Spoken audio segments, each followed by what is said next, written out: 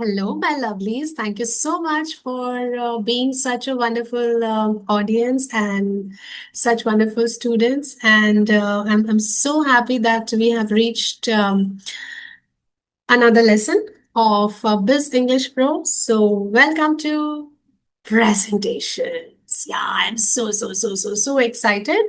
So, welcome to presentations lesson of Biz English Pro program. I am Karishma, your very favorite mentor and business English coach. And let's get started. So, have you ever given a presentation in English? If you know it can be quite difficult to think of the right words with the pressure of everyone watching. I read somewhere in a book that fear of public speaking, fear of presentation is much bigger than fear of heights and fear of falling and even fear of death. So I know how it feels. It's definitely a very daunting task. It's definitely not easy, and that is why I am here to help you. So let's get started. I know you're quite excited, but also a bit nervous. Um, it's okay. I don't blame you because this is such a topic that can make the best of people nervous. So it's okay. Just chill, just relax. Keep your pen and notepad ready. Keep your water ready to keep yourself hydrated and just be in a silent room where you can focus. And yeah, finally, let's get started. So, introduction. At the beginning of your presentation, you'll be making sure at the start of your presentation, you will ensure three things. First thing is you will introduce yourself and your topic.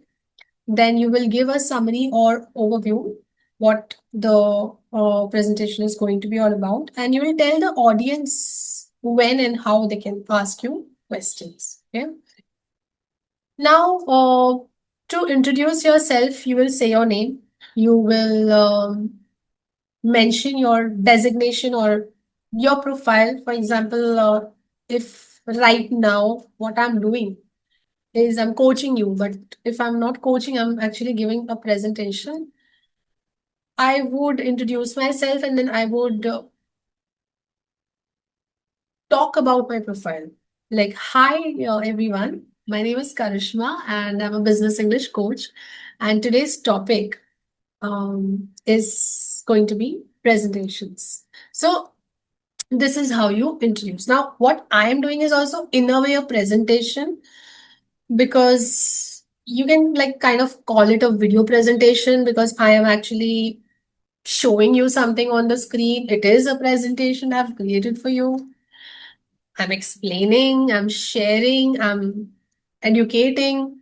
So yeah, this is also a kind of presentation. I'll just repeat the introduction for you so that it helps you. Um, let's take another example. Okay. Good afternoon. My name is Natasha, and I am the HR of XYZ company. Or my name is Shaina, and I'm the marketing director at ABC English School. And today I will be presenting so and so topic, or today I'll be talking to you all about ABCD, ABCD, ABCD. Okay, so this is another way to introduce yourself. You introduce yourself, you talk about your profile, and you let them know what topic you're going to cover. Okay, so this is basic, this is standard template that you can follow. You can say good morning, good afternoon, or good evening, depending on what time of the day it is. A lot of people fumble because they are nervous. Presentations are already giving them butterflies. They already have so many butterflies in their stomach, and then that I think those butterflies just kind of fly a little above and come on your tongue and they make you slip or fumble. So it's okay, it's cool. Depending on the time of the day, please choose your greetings. Don't goof up on that because that is, as much as it may sound like a small mistake, it's very noticeable. Imagine It's evening 5 o'clock, and I'm wishing the audience good morning.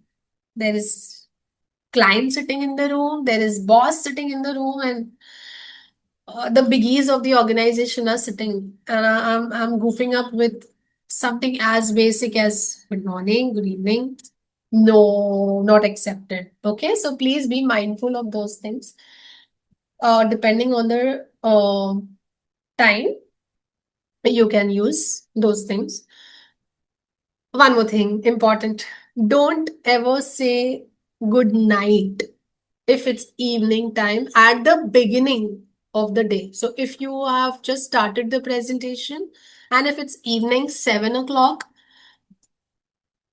it's not like it's 7 p.m. so I can say good night. No, no. Good night is never an opening greeting. It is a closing greeting. Okay. It is to conclude, not to start. So please be careful. You can tell the audience what your general topic is. Let's see.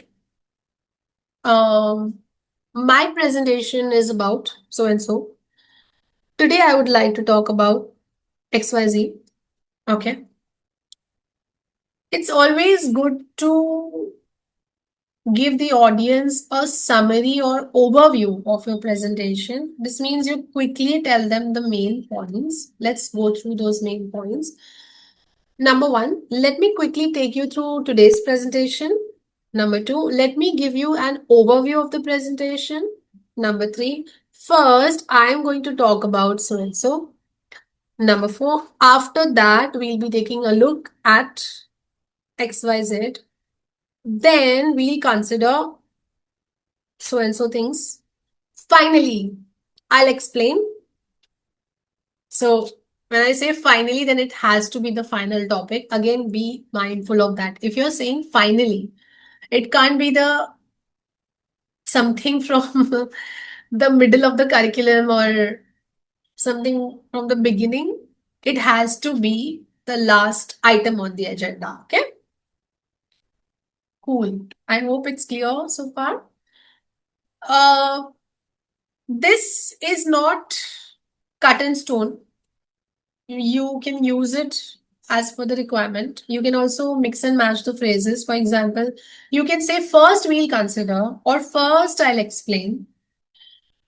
The phrases after that or then are used to move to the next topic. And the word finally is used for describing the last topic in your presentation.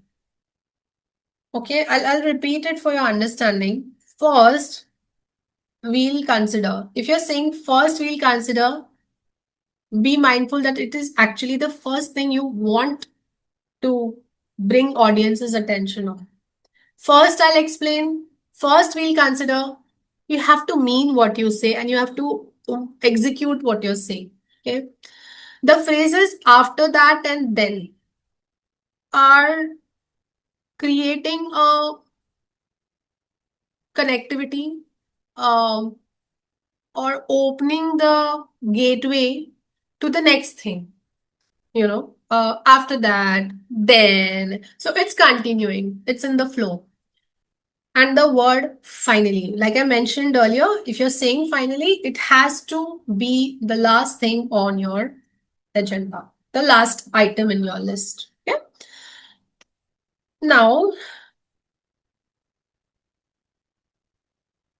you can tell the audience if you want them to ask you questions in the middle of the presentation or directly in the end, something that you can decide. It's something that you should be prepared in advance. It's not a spontaneous decision you can take, you should take. I normally use these two. Please feel free to interrupt me if you have any questions. And I would leave some time for questions at the end of the presentation. Okay? Okay. All right. Now, I'll repeat, by the way, I'll just repeat those two things for you, though it's already there in your ebook, but in case you need a recap, in case you're making notes, and I would love you to make notes. I always ask you, make handwritten notes. There is no bigger learning There's no better learning than handwritten notes. So everything I'm talking is there in your respective lessons ebook, but it would be great if you are making handwritten notes. Okay. All right. So let me repeat the two phrases that I normally use, and you will start using them too. If and how you want to lead the audience to ask you questions is number one. Please feel free to interrupt me if you have any questions. I hope you are prepared to take questions in the middle. If you're saying that feel free to interrupt me means you're okay to take questions in the middle. And I'll leave some time for questions at the end of the presentation. If it's something that you want to address in the end, then you lead the audience accordingly. So basically, the ball is in your court when you want the audience to ask questions. See, understand the entire steering wheel of the presentation is in your hands. You are the controller. You have the remote control. You are the captain of the ship. If you're well prepared, guys, nothing can stop you. It needs practice. Okay. So I really, really hope I'm really very positive. I'm really very excited. I'm really very enthusiastic to um, see a transformation in you, the way you start presenting after learning this lesson. I think you will have to go through this lesson minimum 5 times to get some understanding. 10 times would be amazing. So by the 10th time, you would have collected so many learnings, you would have got so many takeaways. Again, your handwritten notebook should be full. Okay, by end of this lesson, it should be literally full. There's so much to learn, there's so much to note. And that's the beauty of this program. You can keep watching lessons, keep making notes, keep revisiting, keep recalling, keep recapping. Remember, repetition is key to success. So, when they say practice is key to success, practice is nothing but repetition. Under practice, also, you have to repeat same activities frequently. Okay, if you practice every time something different, uh, that may not be that productive. So there has to be a systematic way to practice. Repetition is that systematic way that I'm talking to you about.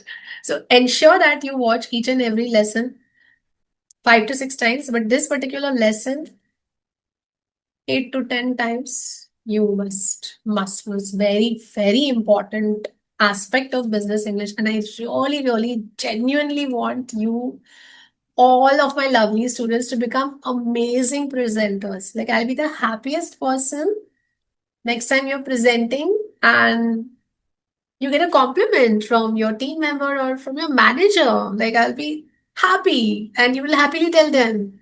They will happily ask you, from where are you learning this? And you'll happily tell them I'm learning from Mentor Karishma, business English coach. I'll be so happy. Okay, I just can't wait to see you grow and hear that kind of feedback from you. Anyways, let's get back to the lesson. Now, making transition between topics. Okay. So, transition is nothing but traveling from one topic to another. So, first is I would like to start by. Second is let's begin by. Okay.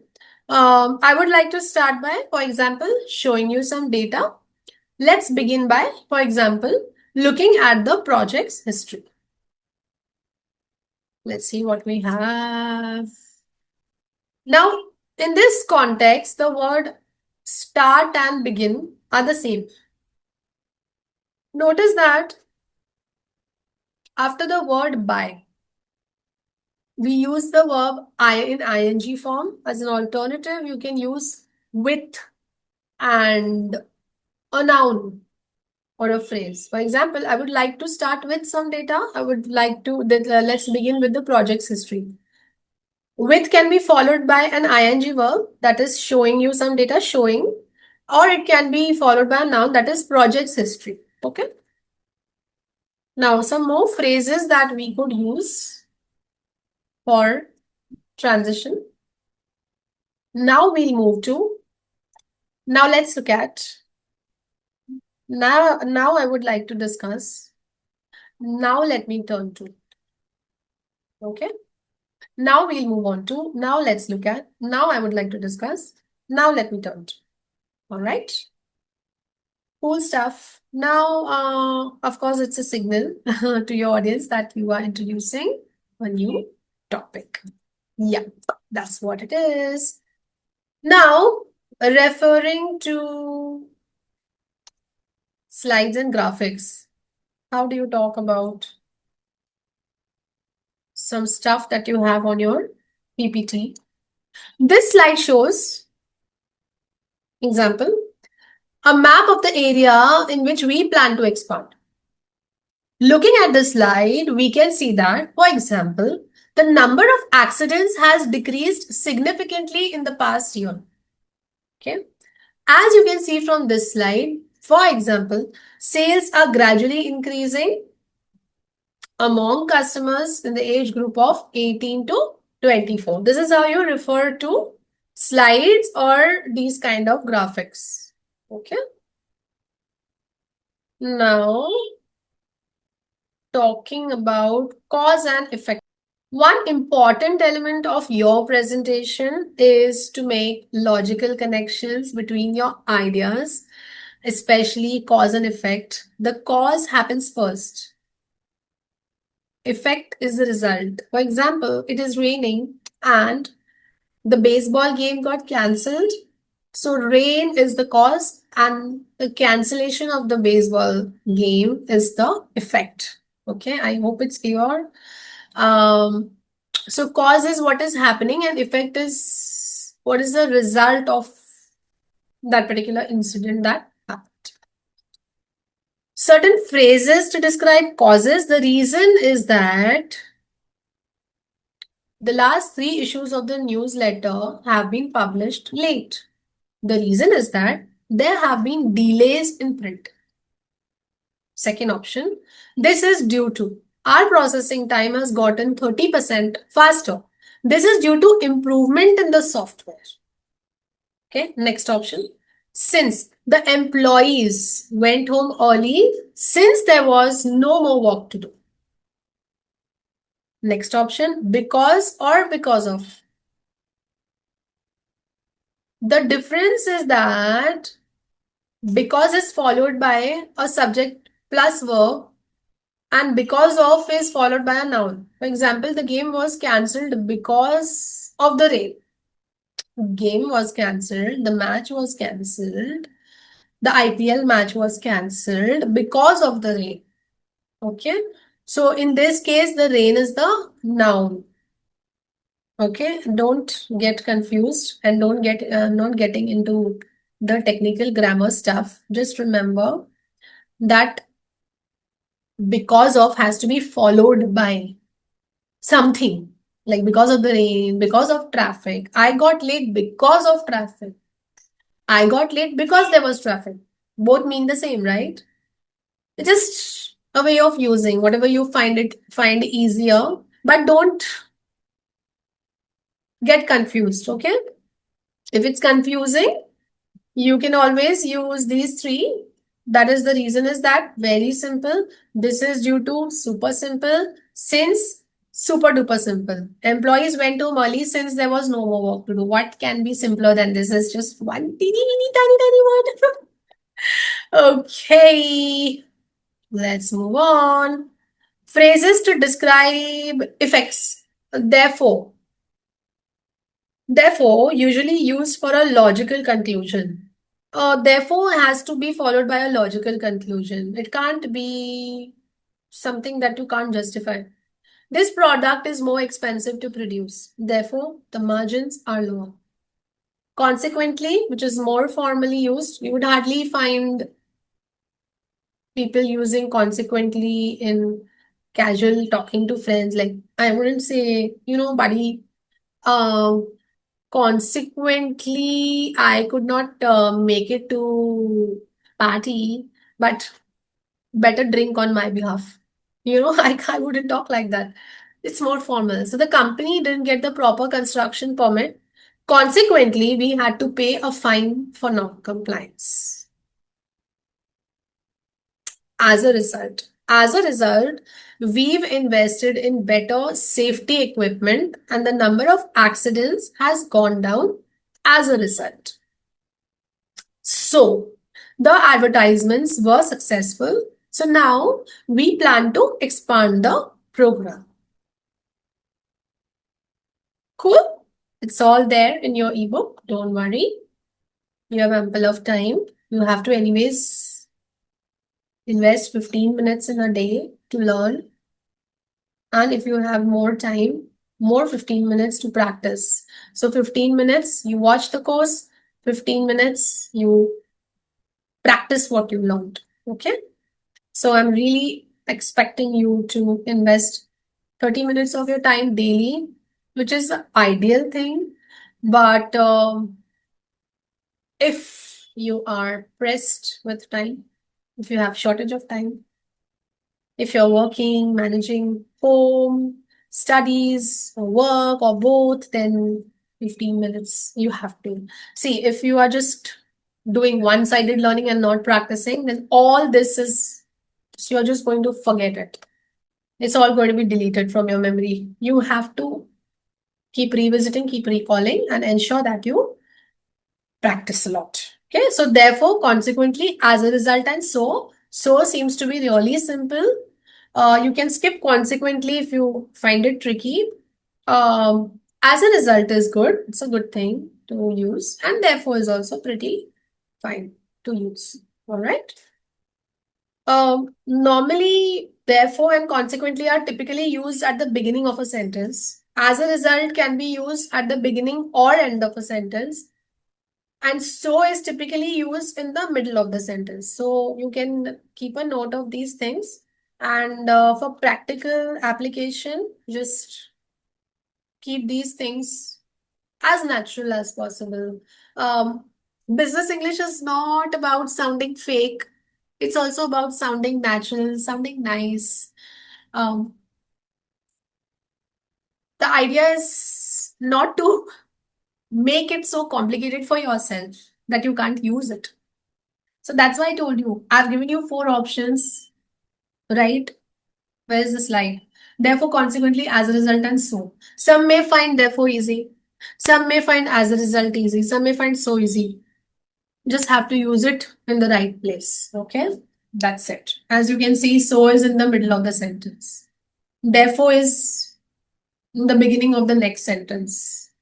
As a result is in the end. Don't get into technical, but the more you use it, the more you'll start registering it subconsciously and it will become a natural part of your communication. Please try to use these things immediately. The minute you complete a lesson, go and use the next day in the office. Okay, even if you're not working, it's okay. Find someone in your friend circle and just use these things and ensure that you practice them every single day. Okay. All right, let's move on. Rephrasing and correcting. What do you do if you say something incorrect or confusing during your presentation? First, don't panic. Native English speakers make mistakes during presentations too. So it's not the end of the world. Use one of these phrases to get back on track. Let me put that another way. Let me rephrase that in other words. Okay. So these are phrases that you would use to say the same thing again if you need to repeat it. Rephrasing. That is called rephrasing. And if you made a mistake, it's okay. Don't panic. It's only human to err. Okay. So, I'm sorry, that's not correct. I meant to say that. Excuse me, um, plus correction with emphasis. The school was founded in 1999. Excuse me, 1989. Okay, so I can immediately go back. Same minute I can go back. The school was founded in 1999. I'm so sorry, 1989. The school was founded in 1999. Excuse me. It was founded in 1989. Smooth, smooth, no embarrassment, nothing. Don't need to panic. Don't take tension. Chill, relax. Okay? I'm sorry, that's not correct. I meant to say that. I'm sorry, that's not correct. I meant to say that. Um, for example, I meant to say that we've hired 15 employees and not 50. Now, conclusion. In conclusion, I'll close by summing up the main points. Let me briefly remind you what we've covered. And in the end, you can say, thank you for your attention. It's very important to thank the audience for their time, for their attention. So that would be your final phrase. And at the end of your presentation, you give a brief summary of your main points, of the main matter, main subject. Like in conclusion, I'll close by summing up the main points. Let me briefly remind you what we've covered. Okay. And questions. Now, questions. Let's come to questions. Does anyone have any questions? I would like to open this forum to questions now. I'm sorry, I didn't catch that. Could you repeat it? I'm sorry, I don't quite understand your question. Would you mind rephrasing it? Oh, okay. Now let's break this down. To inform the audience that you are ready to answer questions, you can say, does anyone have any questions? Usually this is done in a smaller meeting or group, but you can always use the same thing for a bigger group also. I don't think it should be a problem. I would like to open it up for questions now. Usually it is done in front of a larger group. You can follow this format. Does anyone have any questions? You use this for a small set of audience, and I would like to open the forum to questions. Use this for a bigger set of audience. Okay. Let's say you could not hear the person correctly. So you can say, I'm sorry, I didn't quite catch that. Can you repeat it, please? And if you don't understand the question, you can always say, I'm sorry, I don't understand your question. Would you mind rephrasing it? Okay.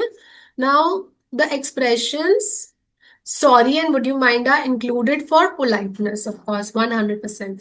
Now,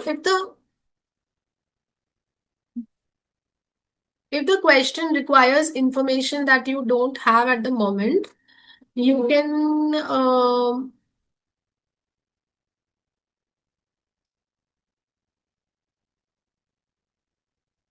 yeah. So if the question requires information that you don't have at the moment, you could find out later and get back to the person. So you can say that's an interesting question. I don't actually know of at the top of my head, but I would try to get back to you later with an answer. You use this idiom or expression at the top of my head because you want to tell the person that it's not by heart. It's like I just can't. It's not at the back of my hand. It's not at the top of my head. These are idioms that you want to convey that it's not really there. I'll have to check. I'll have to try and remember it. Okay.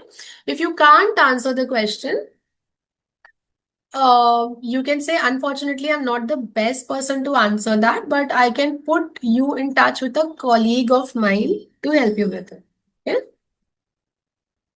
Finally, if the answer to the question is too long, is going to be too long, you can say, I'm afraid that would take a long time to explain, but maybe you and I can talk about it more in depth afterwards. Okay, so let me help you with recapping this. Let me help you 1 second.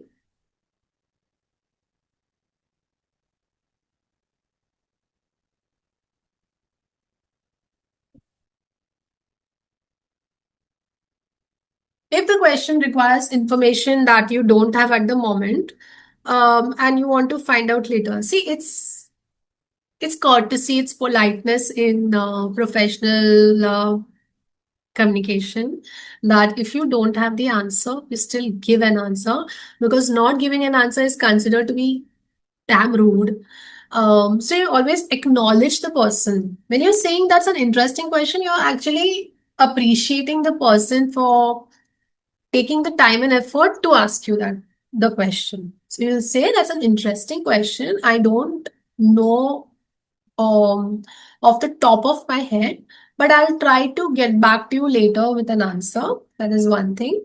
If you can't answer the question, but you think that the someone else in your team or a different department would be in a better position to answer, you can always say, unfortunately, I'm not the best person to answer that, but I can put you in touch with a colleague of mine. Finally, if the answer to the question is going to be too long, you can say, I'm afraid that would take a long time to explain, but maybe you and I can talk about it more in depth afterwards. Okay? So, situation based things, based on the situation you're going to use. Okay. Now, this means that you don't want to answer the question immediately, but you are willing to talk to the person about the presentation. It's also a smart way to not let the conversation derail and help the person to stick to the present moment, which is the presentation. Because obviously, if you will get too much into details of his question, of their question, and that's going to be too long, then number one is the lot of times, the other audience members get bored. It's not in the best interest of their time as well. It will occupy their time as well. And they'll be like looking at the clock or yawning or distracted on their phones. It's not a good thing. Yeah, so this is the way you can tackle it. Okay, so you finished this lesson, my darling students. So congratulations. You are doing so well. I'm so, so, so proud of you. I have put a quiz, okay, at the end of this lesson in the ebook. So please try it out and let me know how many you got wrong, how many you got right. Alrighty. Hope you enjoyed as much as I did. And I will catch you soon in the next session. Till then, keep practicing, keep learning. Next lesson will be more interesting, more powerful, more smashing. Okay, then take care. Bye, guys. See you soon in the next lesson.